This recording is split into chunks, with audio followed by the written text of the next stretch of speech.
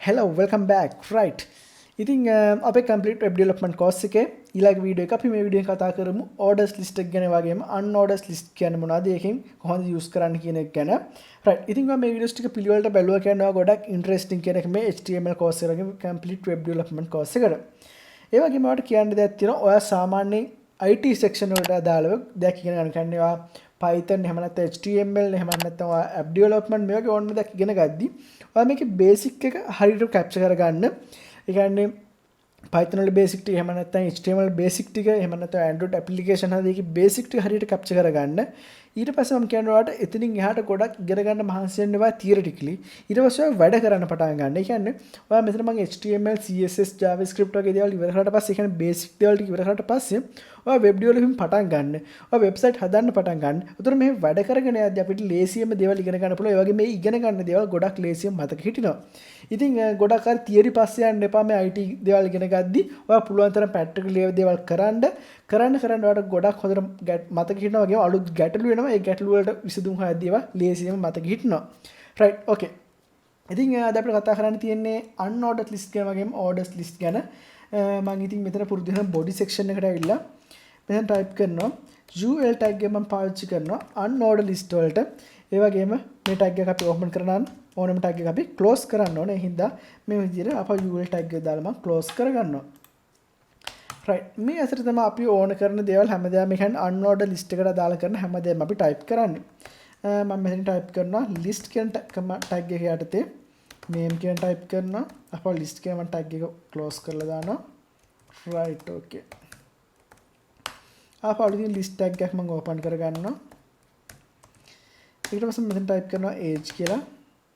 type කරලා list tag එක අපා close කරලා දා ගන්නවා. right. අපි තුනක් වගේ යමු.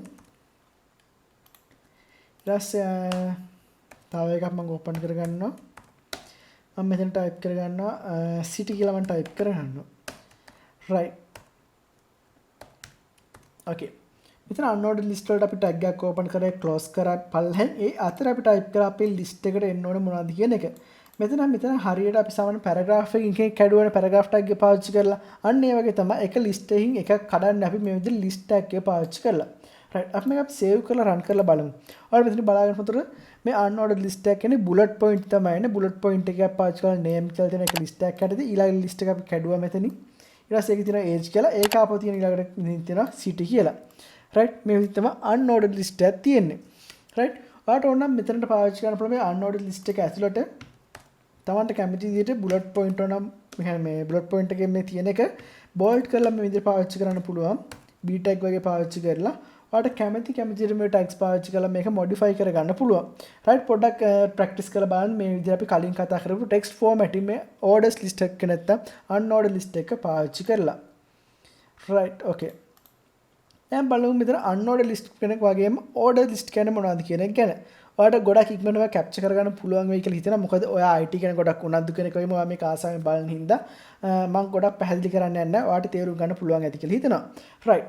අපි බලමු unordered list එකක් කියන්නේ මොකක්ද කියලා වගේම ordered list එකක් කියන්නේ මොකක්ද කියන එක. ordered list එකට මම පාවිච්චි කරන්නේ OL කියන එක. මම මෙතනත් මේකත් OL කියලා වෙනස් කරගන්නවා. right. OL tag එක open කරා.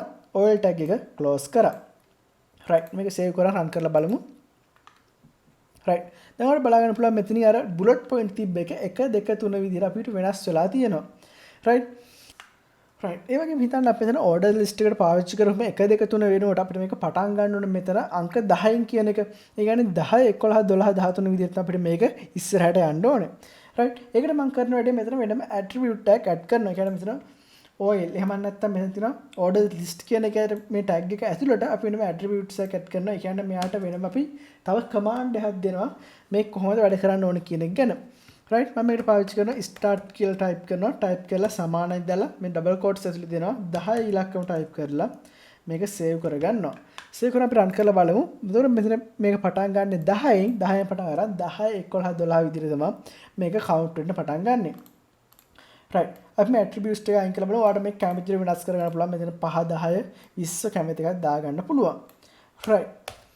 ඒ වගේම ඔයාලට ඕන පුළුවන් මේක reverse කරගන්න. ඒ කියන්නේ මෙතන 1 2 3 වෙනකොට ඔයාලට පුළුවන් මෙන්න 3න් පටන් අරන් පල්ලහැට යන්න. ඒකට මම වෙන මෙතන ටයිප් කරනවා රිවර්ස් කරලා ටයිප් කරනවා ටයිප් කරලා මේක සේව් කරලා අප බලමු රිෆ්‍රෙෂ් කරලා මේ විදිහට 3 2 1 විදිහට ආපහු එක අනිත් පැත්තට ගිහින් තියෙනවා. ඒ වගේම අපිට ඕන පුළුවන් මෙතන 1 2 3 වෙනුවට වෙනත් දේවල් පාවිච්චි කරන්න. කියන්නේ අපි ඕඩර් ලිස්ට් එකක් හඳුන්වන්න අපි සමහරවිට පාවිච්චි කරනවා ABCD. එහෙම නැත්නම් රෝම ඉලක්කම් පාවිච්චි කරනවා. එහෙම නැත්නම් මේ විදිහට හින්දු අරාබි ඉලක්කම් මේ විදිහට පාවිච්චි කරනවා. right මම මෙතන ටයිප් කරොත් අපි ටයිප් එක දෙන්න පුළුවන්. ඒ විදිහට අපිට මොන ටයිප් එකෙන්ද අපි මේක ඕඩර් කරන්න කියන එක ඕඩර් ලිස්ට් එක හදන්න කියන එක මම ටයිප් කරනවා. ඊට පස්සේ සමාන කිරීම දාලා මම මෙතන ඩබල් කෝට්ස් ඇතුලේ කැපිටල් A ටයිප් කරලා සේව් කරගන්නවා. right අපි දැන් රන් කරලා බලමු. එතකොට අපිට බලා ගන්න පුළුවන් capital ABC කියලා. අපි මෙතනට මේක simple A දුන්නොත් අපිට simple ABC තමයි බලා ගන්න පුළුවන් වෙන්නේ.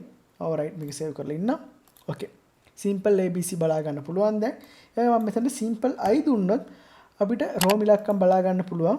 okay සේව් කරලා ඉන්න. right මේ රෝම ඉලක්කම් බලා ගන්න පුළුවන් simple රෝම ඉලක්කම්. ඒ වගේම capital I දුන්නොත් capital රෝම ඉලක්කම් අපිට බලා ගන්න පුළුවන්.